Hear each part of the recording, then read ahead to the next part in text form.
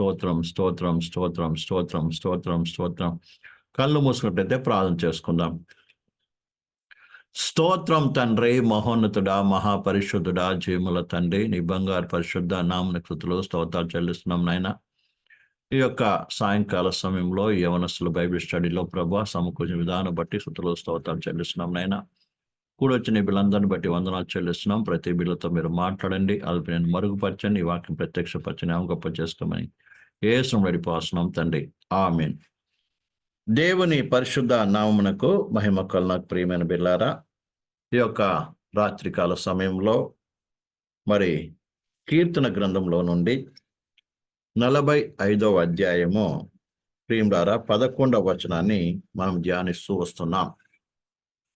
ప్రియమైన బిడ్డలారా, మరి ప్రభు కోరుకున్నటువంటి యొక్క సౌందర్యము ఏది అన్నటువంటి విషయాన్ని గురించి ధ్యానించి వస్తున్నాం.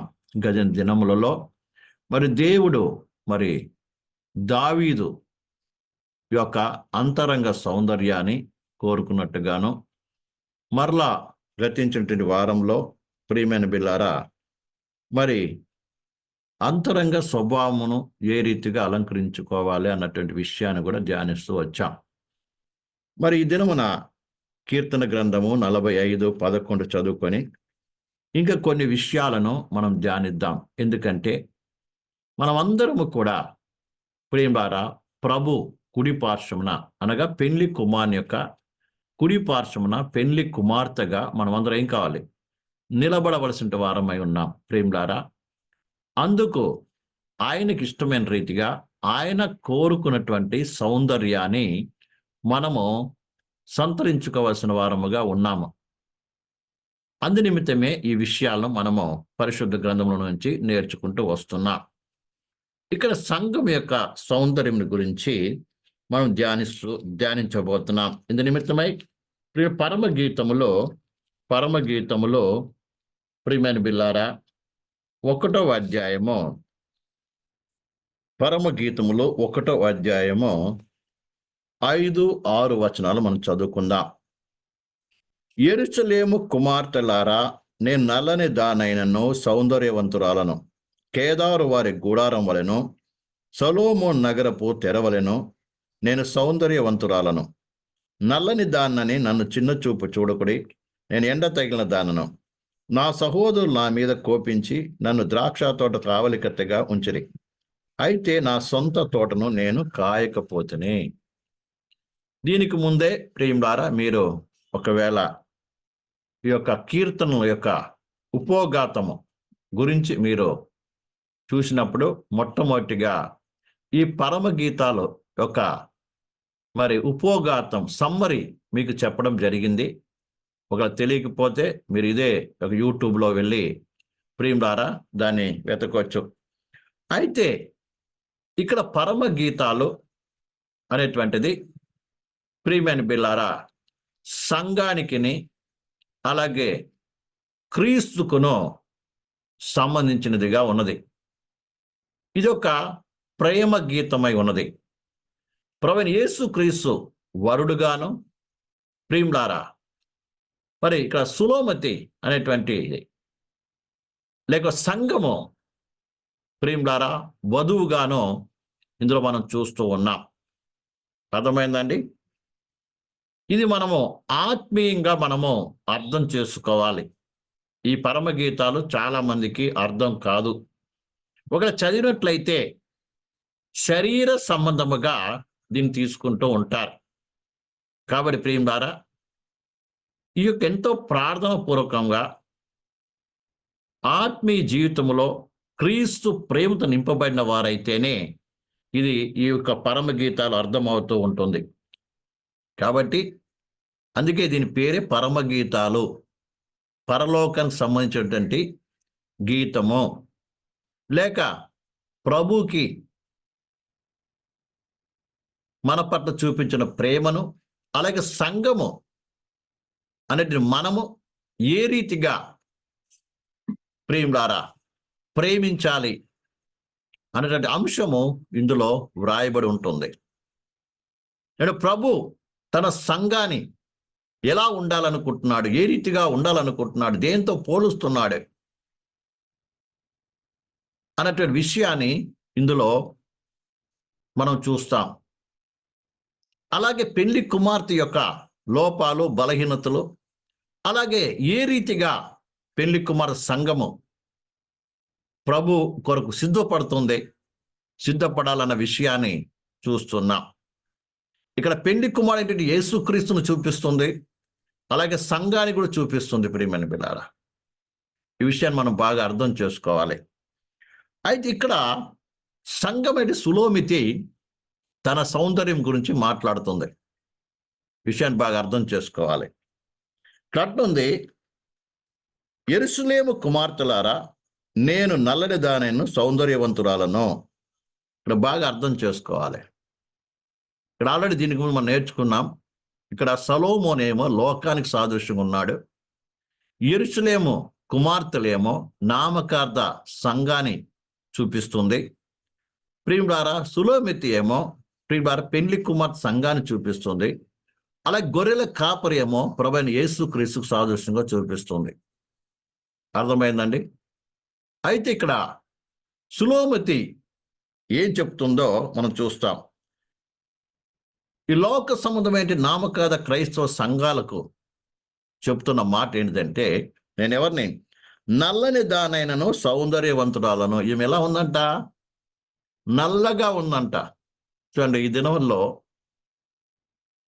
ఎవరైనా అమ్మాయిని చూడాలనుకున్నప్పుడు నల్లగా ఉంటే ఎవరు ఇష్టపడరు. అర్థమైందండి? తెల్లగా, ఎర్రగా ఉండాలని కోరుకుంటారు. నేను ఆల్రెడీ చెప్పాను ప్రియులారా. అయితే ఇక్కడ సంఘము కూడా ఎలా ఉంది తెలుసా? నల్లగా ఉందంట, కానీ సౌందర్యవంతురాలంట.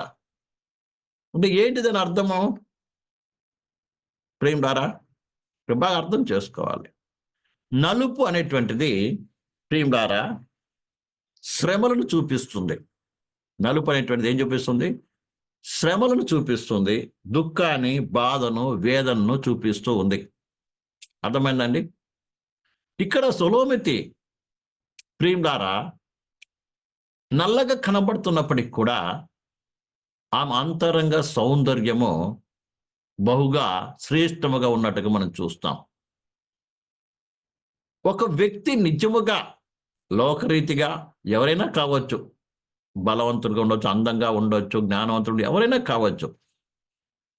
ఒక వ్యక్తి ఎవరైతే దేవుడు చేత ఏర్పాటు చేయబడ్డాడో, దేవుని చేత ఏర్పాటు చేయబడినటువంటి యొక్క వ్యక్తిని, లేదా ఎవరైతే దేవుడు తన పెళ్లి కుమార్తెకు ఉండాలని ఏర్పాటు చేసుకున్నాడో వారిని శ్రమల గుండా నడిపిస్తాడు. బాగా అర్థం చేసుకోవాలి. ఎలా నడిపిస్తాడు? శ్రమల గుండా నడిపిస్తాడండి. దేవుడు ఏర్పాటు చేసిన ప్రజలను ఏం చేస్తాడు? శ్రమలకు ఎందుకంటే శ్రమల ద్వారా వారి జీవితాన్ని ఏం చేస్తాడు? సౌందర్యవంతంగా చేస్తాడు.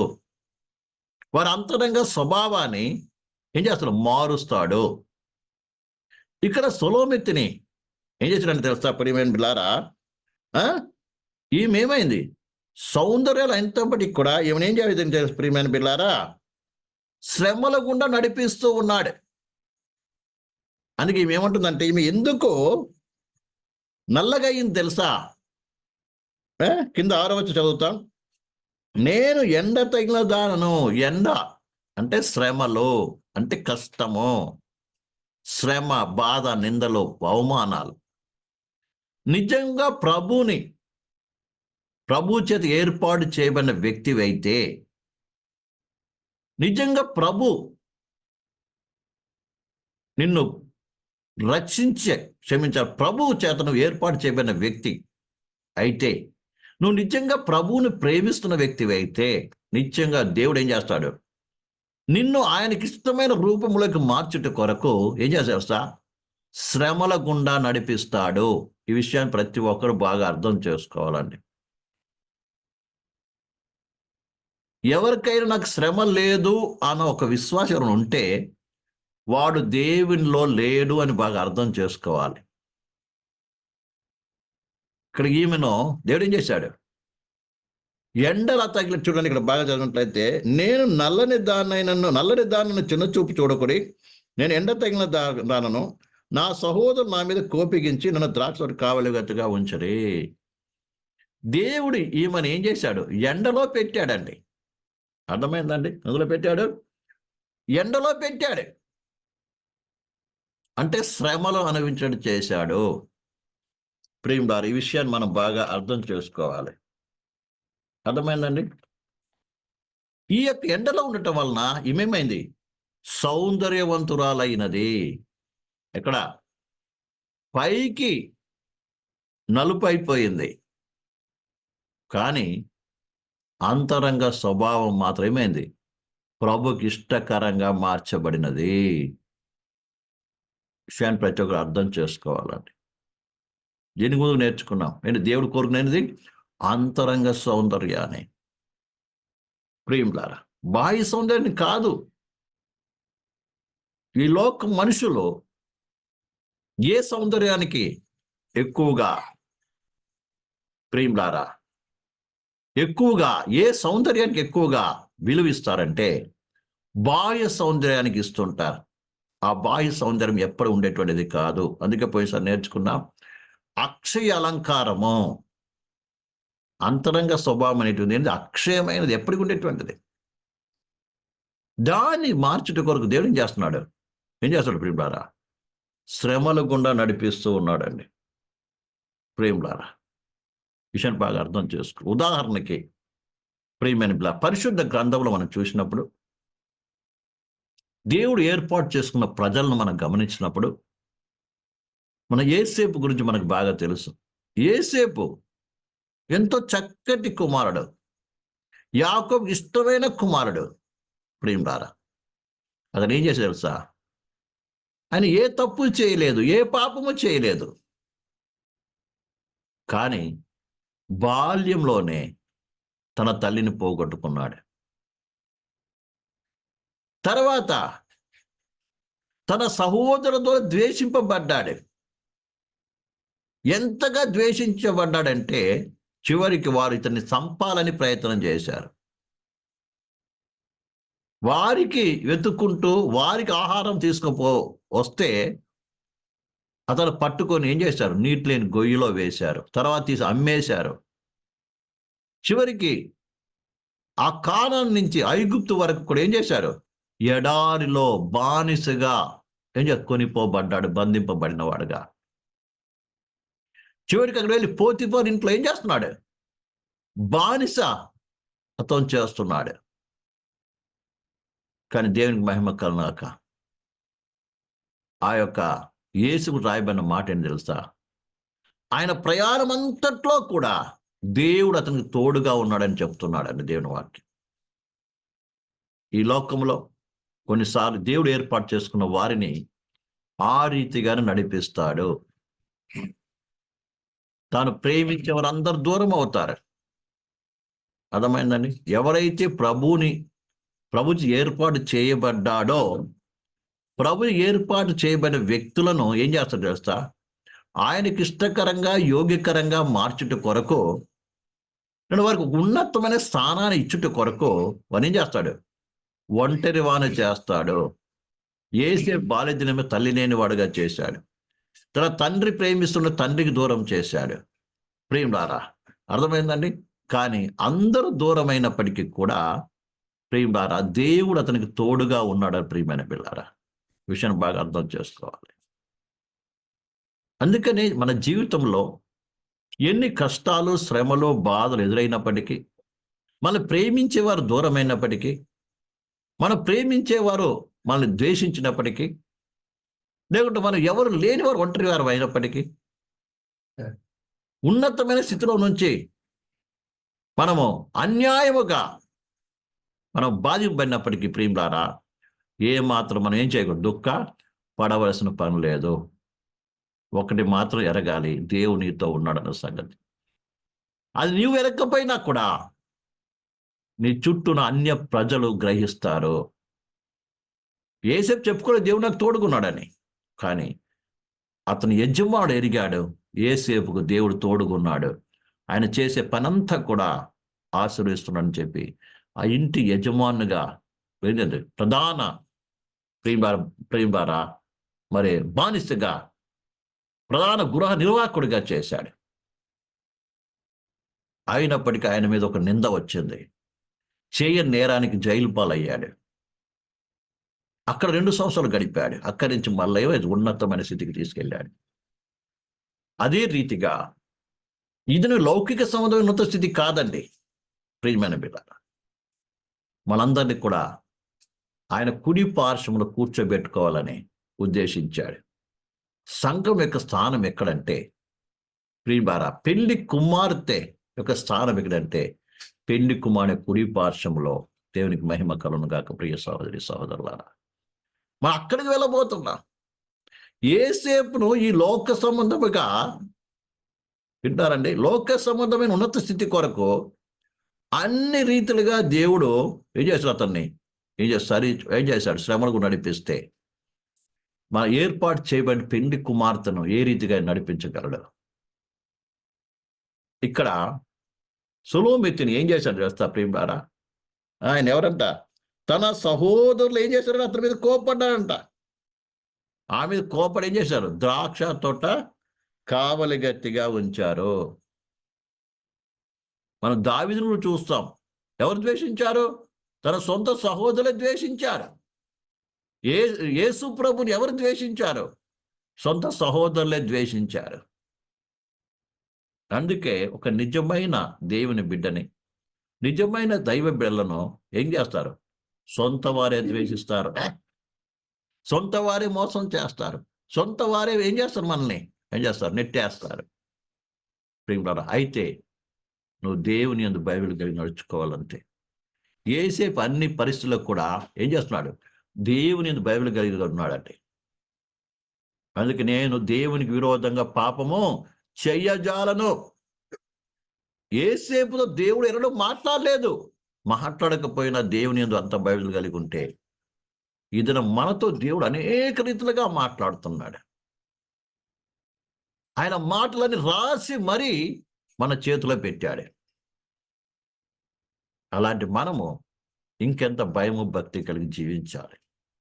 మన స్వభావము ఏ రీతిగా మార్చబడాలి, ఈ సత్యాన్ని మనం బాగా అర్థం చేసుకోవాలి. కాబట్టి ఇక్కడ అంటున్నది ప్రియులారా ఏంటంట, నేను ఏంది నల్లని దానైనను నేను ఎవరి సౌందర్యవంతురాలను. 6వ వచనంలో నల్లని దానైనను చిన్న చూపు చూడకూడదు. బహుశా నువ్వు ప్రభు యందు భయభక్తులు కలిగి నడుచుట వలన, నీ జీవితం కొద్దిగా ఉండటం వలన అందరు నేను ఒక చిన్న చూపు చూడొచ్చు ప్రియులారా. కానీ దేవుడు నీ పట్ల ఏం కలిగి ఉన్నాడు, ఉన్నతమైనటువంటి ఒక ఉద్దేశం కలిగిన వాడు ఉన్నాడు. విషయాన్ని బాగా అర్థం చేసుకోవాలి. యోసేపు పట్ల ఉన్నతమైన ఉద్దేశం కలిగి ఉన్నాడు, ఆయనే నడిపిస్తున్నాడు. రెండోది, దావీదు పట్ల ఒక ఉన్నతమైన ఉద్దేశం కలిగి ఉన్నాడు. అందుకే ఆయన తన సొంత సహోదరులే ద్వేషించారు. అలా ఎంతో గొప్ప మేలు సౌలు రాజుకి చేసే సౌలు రాజే అతను చంపడానికి,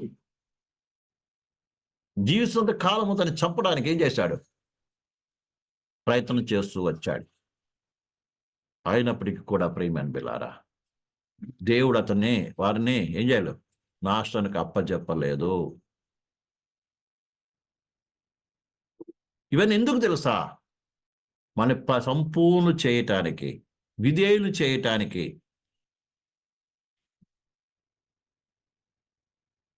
అందుకే పేతురు రాసిన పత్రికలో ఒక చక్కటి మాట రాస్తాడు ప్రియులారా. 5వ అధ్యాయము 10వ వచనము.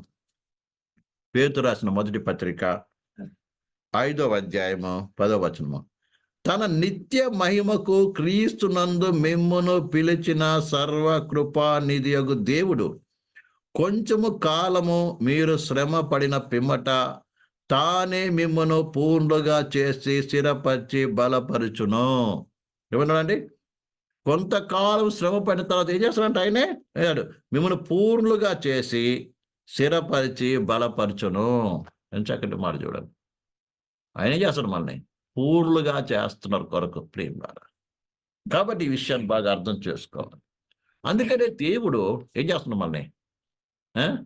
సులోమెత్తుడు ఏం చేస్తాడంటే ప్రియులారా, నిన్ను ఈ ఎండకు పెట్టాడు. అది కూడా ద్రాక్ష కావలివారుగా కావలితనం చేయడం అంటే చిన్న విషయం కాదు. రాత్రి పగలైన మెలకువగా ఉండాలి. పడుకొని నిద్రపోయేది కాదండి. కొన్నిసార్లు మన జీవితాలు నిద్రలేని పరిస్థితి తీసుకొస్తాడు. ఇవి ద్రాక్ష తోట కావలిగా వస్తుంది. పగట్లో ఏం చేయాలి? ద్రాక్ష చూస్తూ ఉండాలి. రాత్రులు ఏం చేస్తుండాలి? రాత్రి మెలుకువతో ఉండాలి. ప్రియులారా, ఈ రీతిగా ఆమె ఏం చేస్తుంది? శ్రమ అనుభవం గుండా నడుస్తుంది. శ్రమ అనుభవం నడిపించాడు దేవుడు. కాబట్టి ప్రియమైన బిడ్డలారా, శ్రమ అనుభవం ద్వారా ఏమైంది? పైకేమో నల్లగా మార్చబడినప్పటికీ ఆమె హృదయం మాత్రమే సౌందర్యముగా మార్చబడి. ఎందుకు తెలుసా? ఆమెలో ఓర్పు, సహనము, దీర్ఘశాంతము, దయాలత్వము, ప్రేమ ఇవన్నీ సంతరించుకుంది. యేసుక్రీస్తు యొక్క స్వభావము ఏమైంది? ఆమెలోకి వచ్చింది. ఎందుకంటే యేసయ్య ఏ రీతిగా అయితే గుణం కలిగి ఉన్న ఆ గుణ లక్షణానికి ఏం చేయాలి? తన పెళ్లి కుమార్తె కూడా ఎదగవలసినదై ఉన్నది. మరి అర్థమవుతుందండి? విషయం బాగా అర్థం చేసుకోవాలి. ఎవరో పెళ్లి కుమార్తెగా కుడిపైన కూర్చునేవారో తెలుసా? ఆయన స్వభావం కలిగిన వారుగా, ఆయన వలె ఉండేటువంటి వారికి ఆయనకు కావాలి. అందుకొరకే యేసు ప్రభు ఈ లోకానికి వచ్చి ఏం చేసి ఒక మాదిరిని చూపించి వెళ్ళాడు. ఆ మాదిరికరమైన జీవితంలో మనం ఏం కావాలి? ఉండటం కొరకు ఏం చేస్తాడు దేవుడు? ప్రియమైనలారా, ఏం చేస్తున్నాడు? శ్రమలో కూడా నడిపిస్తున్నాడు. ఎందుకంటే ప్రియులారా, ఎలా ఉందంటే ప్రియులారా, నేనెవరిని? పైకి నల్లదని కనబడచ్చు, కానీ నేను ఎలా ఉన్నాను? సౌందర్యవంతంగా కనబడుతున్నాను. ఇక్కడ కింద రాకపోతే కేదారు వారి గుడారం వలెను, సొలొమోను నగర తెరల వలెను నేను ఎవరిని? సౌందర్యవంతురాలు. పోల్చుకుని తన సౌందర్యం ఏ రీతికి ఉందో బయట కనబడేది కాదు. చూడు, సొలొమోను యొక్క తెర, తన యొక్క అంతఃపురము ఎంత అందంగా ఉండేటువంటిదో చూపిస్తుంది. అంతఃపురం లోపల ఈ తెర ఎక్కడ ఉంటుంది? లోపల ఉంటుంది. ఇది బయటను చూసేవారికి కనబడదు. బయట ఉంటే ఏం తెలుస్తుందండి? ఉదాహరణకి ప్రత్యక్ష గుడారం కూడా మనం చూస్తాం. ప్రత్యక్ష గుడారాన్ని బయట చూస్తే ఎలా కనబడి తెలుస్తా? నల్లగా కనబడుతుంది పైన. ఎందుకంటే పైన యొక్క ఏంటంటే జలచరముల యొక్క, సముద్ర జలచరం యొక్క తోళ్ళు కప్పబడి ఉంటుంది. అర్థమైందండి? పైకి ఏముంటుంది? కప్పబడి ఉంటుంది. నల్లగా కనబడుతుంది. కానీ అసలు సౌందర్యం ఎక్కడ ఉంటుంది తెలుసా? లోపల ఉంటుంది. బహుశా మనం ఆ ప్రత్యేక గుడారం లోపలికి పోతే ఏముంటుంది తెలుసా ప్రియులారా? ఒక లోపల ఉన్నటువంటి ఒక తెర, ఫస్ట్ తెర ఇదేంతో చేయబడి తెలుసా? రక్త ధూమ్ర వర్షముతో,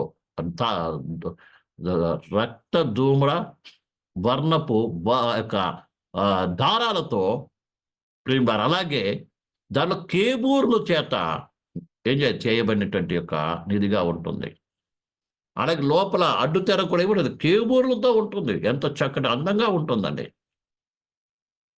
బయట నుంచి చూసేవారికి కనబడదు, లోపలికి పోయేవారికి కనబడుతుంది. ప్రియమైన బిడ్డలారా, అలాగనే సొలొమోను తెర, అంతవరకు తెరలు కూడా ఏమున్నది? లోపలికి వెళ్ళి చూసని తెలుస్తుంది. అలాగే మనం కూడా క్రీస్తు లోనికి, లోతైన ప్రేమలోనికి, లోతైన అనుభవంలోనికి వెళ్తేనే అసలైనటువంటి యొక్క సౌందర్యము మనకు కనబడుతుంది.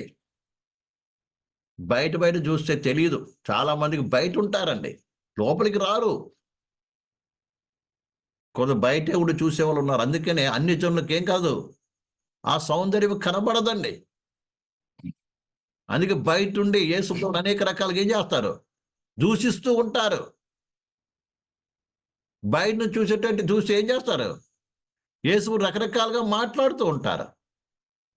అందరికి యేసు ప్రభువులో ఉన్నటువంటి యొక్క ఆశీర్వాదము, సౌందర్యము, ఔన్నత్యము ఏం కాదు, కనబడదు. ఎవరికి ఔన్నత్యం కనబడుతుందో తెలుసా? ఎవరైతే లోపలికి వస్తారో, దూరంగా లోపలికి వస్తారో అప్పుడే ఏమవుతుంది? ఆ సౌందర్యం అనేటువంటిది వారికి కనబడుతూ ఉంటుంది. ప్రియ సహోదరి సహోదరులారా, అందుకే నేనే సొలొమోను ఒక నగరపు తెరల వల్ల ఏం కాదు సౌందర్యవంతురాలని పోల్చుకుంటుంది. ప్రియులారా, కాబట్టి ఈ సౌందర్యం అనేటువంటిది బాహ్య సౌందర్యం కాదు, అంతరంగ స్వభావం. పరిశుద్ధ గ్రంథంలో బాహ్య సౌందర్యం కలిగిన వారిని చూస్తాం. చూడండి, ఉదాహరణకి అబ్షలోము అనేటువంటి వ్యక్తి ఒక ఆయన ఉన్నాడండి. అబ్షలోము తెలుసు కదా మీకు అందరికీ, దావీదు కుమారుడు. చూడండి, సమూయేలు గ్రంథము 2వ సమూయేలు గ్రంథం 14వ అధ్యాయము 2వ సమూయేలు గ్రంథము 14వ అధ్యాయము 25వ వచనము. 14:25. ఇజ్రాయెల్ అందరిలో అబుసలోమంతా సౌందర్యము గలవాడు ఒకడునూ లేడు. చూశారండి, దావీదు కుమారుడు అబ్షలోము ఏంటంటే తెలుసా, ఇజ్రాయెల్ అంతట్లో కూడా ఆయనంత సౌందర్యవంతుడు ఎవరు లేరంట. అరికాలు మొదలుకొని తల వరకు ఏ లోపమునో అతని యందు లేకపోయాను. ఏ లోపం లేదు. ఎలాగా? శరీరీతిగా చూసినప్పుడు ఏ లోపం లేదండి. ఈ దినాల్లో అయితే అతనికి ఏమి ఇచ్చేవారు అదంతా, మిస్టర్ యూనివర్స్ ఇచ్చేసేటువంటి వారు. అర్థమైందా? ఇక్కడ మిస్ యూనివర్స్గా ఉన్నట్టుగా మిస్టర్ యూనివర్స్ అనేటువంటి యొక్క బిరుదు వాళ్ళకి ఇచ్చేటువంటి వారు. అంత సౌందర్యవంతుడు. అర్థమైందండి? కానీ అతని స్వభావం ఏంటిది చూడండి, పగ, ద్వేషము కదా. చివరికి తన సహోదరుని చంపాడు. తర్వాత తండ్రికి విరోధంగా లేచి, ప్రియమైన బిల్లారా, ఏం చేశారు? తండ్రి యొక్క రాజ్యాన్ని తాను ఏం చేశాడు? స్వాధీనపరుచుకున్నాడు. తండ్రి కూర్చోవలసినటువంటి స్థలంలో తాను కూర్చున్నాడు. అయితే ప్రియులారా, తండ్రి భార్యలతో పాపం చేశాడు, ఉపద్రలతో పాపం చేశాడు, ఇంత ఘోరమైన కార్యాలు చేశాడు. చివరికి తన గతి ఏంటి తెలుస్తా? చూడండి, ఇంకా అంట తల వెంట్రుకలు అంట ఆయనకంట, తల 26 చూసినట్ట, తన తల వెంట్రుకలు భారము ఉన్నందున ఏటా అతడు వాటిని కత్తిరిస్తూ వచ్చెను. ప్రతి సంవత్సరం తల వెంట్రుకలు అంత అందంగా ఉండేటువంటిది. చివరికి ఆ తల వెంట్రుకలు ఏమైనాయి? అతని మరణానికి దారి చేసిందండి. ఏ తల వెంట్రుకలు అందంగా ఉందని ఏం చేసేవాడు? కత్తిరించుకునేవాడో ఆ తల వెంట్రుకలు ఏమైంది? ఆ అడవిలో యుద్ధంలో పరిగెత్తున్నప్పుడు ఆ తల ఏమైంది? చిక్కుకుంది. చెట్టుకు చిక్కుని వేలడం ప్రారంభించాడు. చివరికి ఆ వేలం చూసి ఆహాబ్ ఏం చేశాడంటే, యోహాబు ఏం చేశాడు? 3 బాణాలతో ఏం చేశాడు? అతన్ని చంపడం మనం చూస్తాం. ఏం లాభం? పైకి సౌందర్యం ఉండి ఏం లాభం అండి? ప్రేమ, అది అబ్షలోము యొక్క అందము ఇది ప్రేమ. తర్వాత ఇంకొక వ్యక్తిని కూడా చూస్తాం. ఎస్తేరు గ్రంథం 1:10. ఎస్తేరు గ్రంథంలో 1:10 చూస్తాం ప్రియమైన బిల్లారా.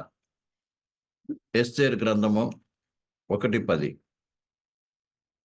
7వ దినం ముందు రాజు ద్రాక్షరసము త్రాగి సంతోషం ఉన్నందున కూడి వచ్చి జనమునకు అధిపతులు రాణి అయిన వస్తి యొక్క సౌందర్యమును కనుపరచవలనని రాజు కీటం ధరించుకొని ఆమె తన సన్నిధికి పిలుచుకొని వచ్చినట్లు రాజుని ఆశ్వాస ఎదుట ఉపచారము చేయు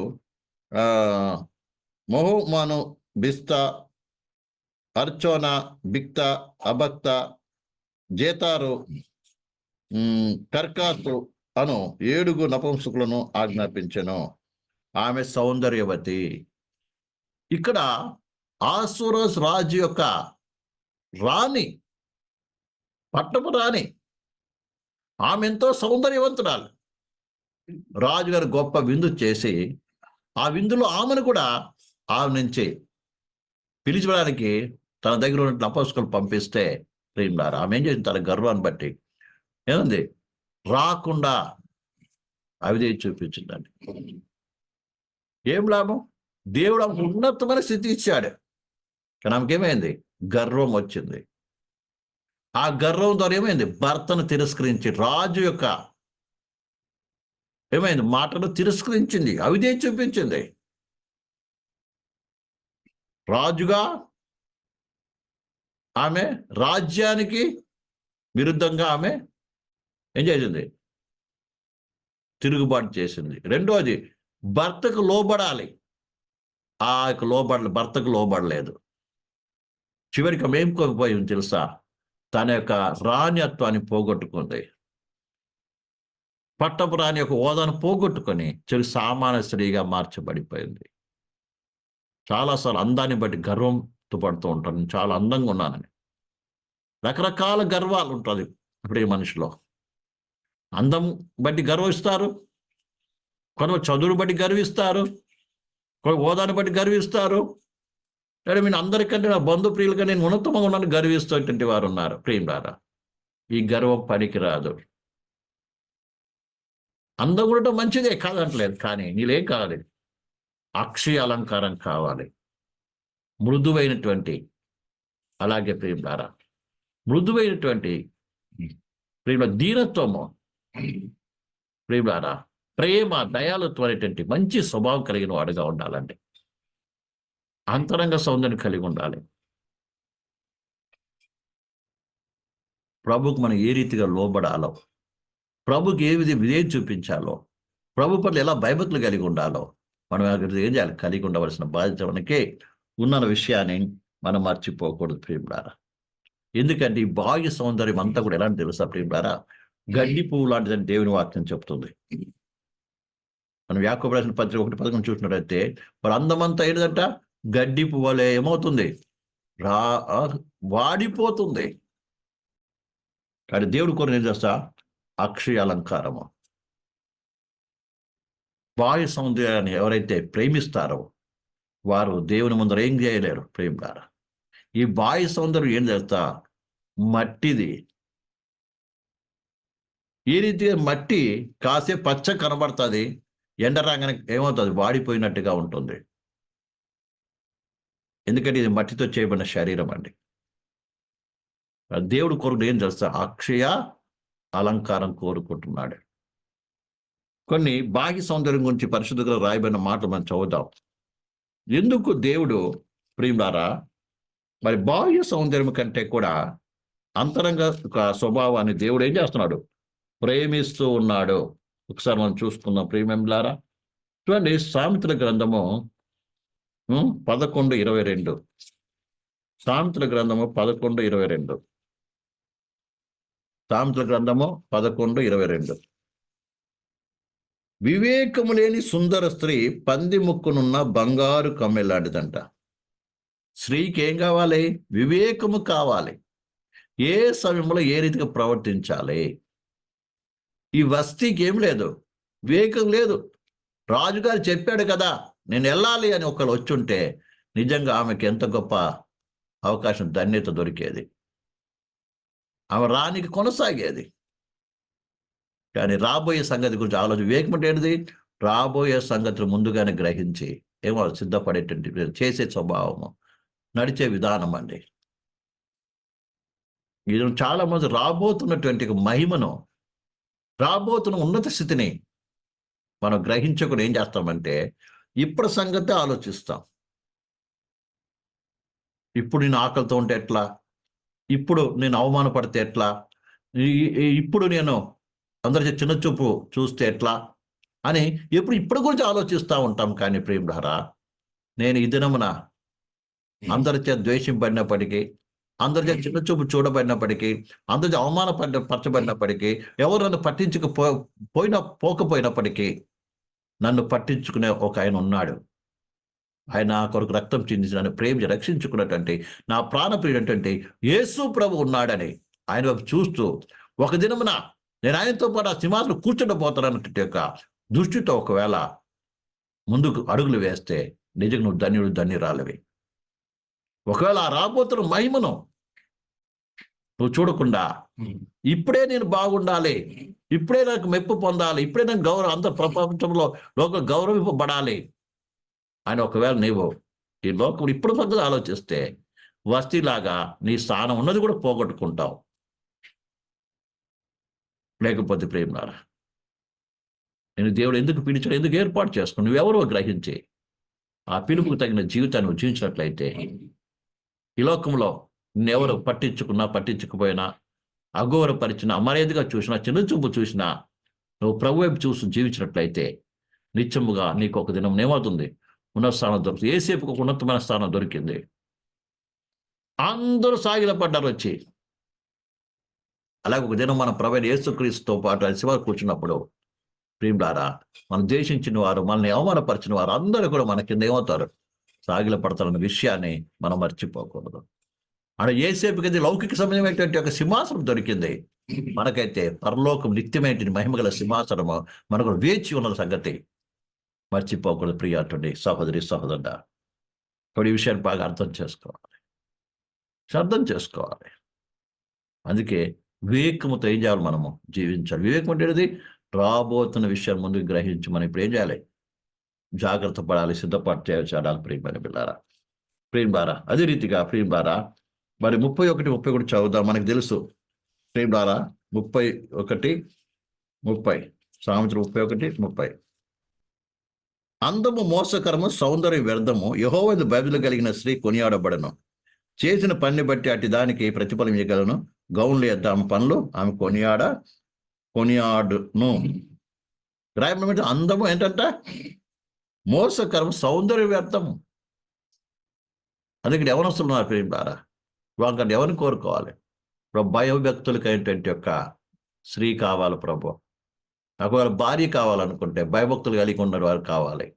నేను బైబిల్ కలిగిన కావాలి. అంతేగాని పైన సౌందర్యము, అందంగా ఉండాలి, నాకు తగిన హైట్ ఉండాలి, వెయిట్ ఉండాలి, నాకు చదువుకొని ఉండాలి, ఇలా డబ్బు ఉండాలి, కట్నం ఉండాలి, ఇవన్నీ గుర్తుంటే నిజంగా అవి ఇస్తాడు దేవుడు. కానీ ఆమె ఎలా ఉంటుంది తెలుసా? వస్తీలాగా ఉంటుంది.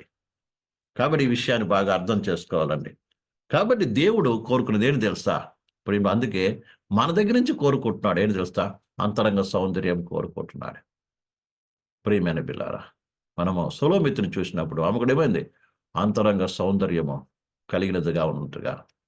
ప్రియలారా, మనం కూడా అటువంటి సౌందర్యం కలిగి ఉండడానికి అర్పించుకుంటే, ప్రభా అవును, నేను కూడా అంతరంగ సౌందర్యం కలిగిన వాడుకుంటా, నీకు ఇష్టమైన స్వభావం కలిగిన వాడుగా ఉండాలి, నిన్ను పోలికలు మార్చబడాలంటే దేవుడు మనల్ని ఏం చేస్తాడు? ఆ రూపంలోకి మార్చబడుతున్నాడు. ఎందుకంటే మన ఇష్టం లేకుండా దేవుడు ఏమి చేయడానికి ఇష్టపడడాన్ని ఎందుకు ఉపదేశం చేస్తున్నాడే అంటే, ప్రియమైన బిడ్డలారా, నిన్ను ఆయనకు ఎన్నుకున్నాడు కాబట్టి నీవు నాకు ఈ రీతిగా ఉంటే నీవు నాకు ఇష్టకరంగా ఉంటావు. అప్పుడు నాతో పాటు నేను కోరుకున్న సౌందర్యముతో నా కుడిపార్శ్వన కూర్చోడానికి నీకేముంది? అరసు సంపాదించుకుంటా. ఎందుకంటే నేను నీ కొరకు ఈ లోకానికి వచ్చి నేను ఎంతో ప్రేమించాను. నీ కొరకు ఈ భూమి మీద 33 సంవత్సరాలు జీవించాను. నీ కొరకు నా ప్రాణాన్ని అర్పించాను. ఎంత సహించుకున్నాను. మరి నాతో పాటు నువ్వు జీవించాలంటే నేను నిన్ను ప్రేమించిన రీతిగా నువ్వు కూడా ఏం చేయాలి? నన్ను ప్రేమించాలని దేవుడు ఏం చేస్తున్నాడు? మనతో మాట్లాడుతున్నాడు, మనల్ని పిలుస్తున్నాడు. దాన్ని సమర్పించుకోవాలని కూడా ఆశపడుతున్నాడు. ఎందుకంటే ప్రభు త్వరగా రాబోతున్నాడు. మన ప్రభు త్వరగా రాబోతున్నాడు మనం తీసుకొని పోవటం కొరకు. మనం అందరం ఒక దినం ఆయన కుడిపక్క కూర్చునే సమయం ఆసన్నమై ఉన్నది. అందుకే మన జీవితాన్ని ఏం చేయాలి? ప్రభుకి అప్పగించుకొని ప్రభుకి ఇష్టమైన స్వభావంలోకి మార్చబడదాం. దాని కొరకు మన జీవితంలో దేవుడు ఎలాంటి యొక్క శ్రమ, కష్ట, వేదన, దుఃఖం, అవమానం, నిందలు, బాధలు అనుమతించిన విశ్వాసముతో ఏ రీతిగా అయితే యేసేపు ప్రియమైన పిల్లారా దేవుడికి భయపడి జీవించాడు. తను తాను పరిశుద్ధతను కాపాడుకున్నాడు. అది కాపాడుకున్నాం. దావీదు ఏ రీతిగా అయితే ప్రియమైన బిడ్డలారా దేవునికి భయపడి నేను అభిషక్తునికి విరోధముగా ఏ మాట మాట్లాడని చెప్పి ఏ రీతిగా ప్రియవారా ఎన్ని కీడు, ఎన్ని నష్టము, ఎన్ని బాధ, చివరికి తన ప్రాణ అరిచేతులు పెట్టుకొని అడవుల పొండ, గుట్టల పొండ ప్రియవారా ఊరూరా దేశాలకు ఏం చేశాడు? పరిగెత్తాడు దేశ దిమ్మరిగా. ఆ రీతిగా ఎన్ని పరిస్థితులు వచ్చినా కూడా ప్రియవారా దేవుని విశ్వాసం ఉంచి జీవించడం ప్రారంభించాడు. ఎన్నోసార్లు శత్రువులు అప్పగించినప్పటికీ శత్రువుకి ఎలాంటి హాని కలగలేవులేదు. చివరి ఒక దినం రానే వచ్చింది. ప్రియవారా అన్నిటి నుంచి విడుదల చేసి చివరికి దేవుడు ఏం చేశాడు? ఇచ్చిన వాగ్దానము చేసినటువంటి రీతిగా దావీదును ఏం చేసి సింహాసనం మీద కూర్చుండబెట్టాడు. ప్రియులు అదే రీతిగా మనకైతే పరలోక సింహాసనం కూడా ప్రభు పిలిచాడు. యేసేపుకి ఐగుప్తు సింహాసనం ఇచ్చాడు. మరి దావీదుకు ఇజ్రాయెల్ మీద సింహాసనం ఇచ్చాడు. అయితే నీకు నాకు పరలోకం ఆయనతో పాటు సింహాసనంలో కూర్చుండే యోగ్యత. ఈ సింహాసనం అయితే అనిత్యమైనది, కానీ మన కొరకు సిద్ధపాటు చేసిన సింహాసనం ఏమో నిత్యమైనది. కాబట్టి ఇప్పుడు అనిత్యమైన సింహాసనము మనకు పిలుస్తున్నాడు కాబట్టి మనం కూడా ఏం చేద్దాం? ఆయనతో పాటు ఆ సింహాసనంలో కూర్చున్న కొరకు మనం ఏం చేద్దాం? ప్రియులారా, ప్రభు కోరుకున్న సౌందర్యంలోకి మార్చబడదాం. నన్ను కూడా మార్చు ప్రభారని ప్రభు మనకేం బోధించాడో, ఏ ఉపదేశం ఇచ్చాడు దానికి లోబడి మరి ముందుకు సాగుదాం. దేవుడి వాక్యంను దీవించును గాక. మొదలు కళ్ళు మూసుకుందాం, ప్రార్థన చేసుకుందాం. హల్లెలూయా, ప్రైజ్ ది లార్డ్. దేవుని వాక్యం విన్న ప్రియ సహోదరి సహోదర, ఈ రాత్రి కాలంలో దేవుని వాక్యం మన ముందుకు వచ్చింది. నీ రాజు, నీ ప్రభు, నీ సౌందర్యమును కోరిన వాడని అతనికి నమస్కారం. ఆయన కోరుకున్న సౌందర్యం ఏంటిది? ప్రియమైన బిడ్డలారా, అంతరంగ సౌందర్యాన్ని కోరుకున్నాడు. ఇక్కడ సొలొమోతుని చూస్తున్నాం. పైకి నల్లగా ఉన్నప్పటికి కూడా ఆమె సౌందర్యవంతురాలుగా ఉన్నట్టు చూస్తున్నాం. సొలొమోను సొలొమోను తెరల్లాగా అందంగా ఉందంట. సొలొమోను తెరలు అంతఃపురంలో ఉన్నటువంటిది. లోపలికి వెళ్ళి చూస్తేనే తెలుస్తుంది. అదే ప్రత్యేక గుడారములో లోపలికి వెళ్ళి చూస్తేనే అసలైన అందము కనబడుతుంది. ప్రియమైన సహోదరి సహోదర, నీవు సౌందర్యవంతుడుగా అవ్వాలంటే నువ్వు ఆత్మీయ జీవితంలో ప్రభువులో లోతుకు వెళ్ళాలి. లోతు అనుభవం నడిపింపబడాలి.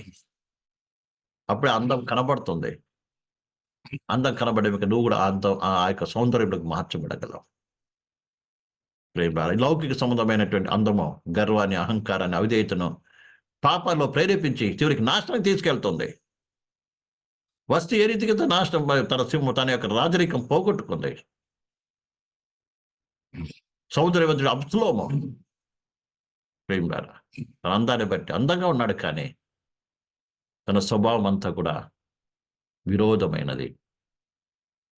చివరికి నాశనం అయ్యాడు. ప్రియమైన సహోదరి సహోదరు, దేని ఆధారం చేసుకుని జీవిస్తున్నావు ఈ లోకంలో, అది ఒక దినం నిన్ను నాశనం తీసుకెళ్తుంది.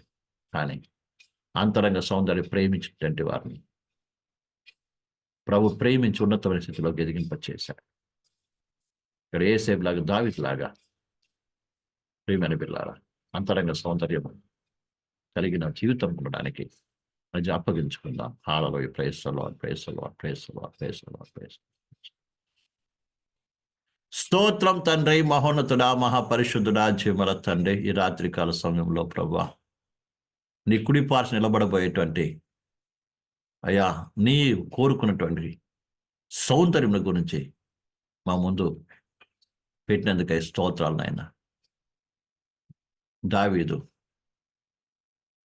యేసేపు ఏ రీతిగా ఎట్టి సౌందర్యం కలిగిన వారు ఉన్నారు, అదే రీతిగా మేము కూడా తండ్రి అంతరంగ సౌందర్యం కలిగిన వారుగా ఉండ కొరకు కృప అనుగ్రహించు.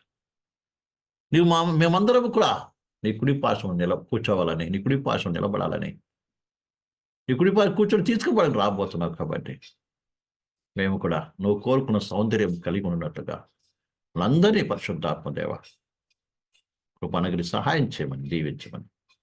రాజకీయ సమయంలో కూడా వచ్చిన వీళ్ళందరినీ దీవించి అట్టి సౌందర్యవంతులుగా, అక్షమి అలంకారం కలిగిన వారుగా మమ్మల్ని ఆయుక్తపరచమని, గొప్ప చేసుకోమని యేసుని పాసనం తండ్రి, ఆమేన్.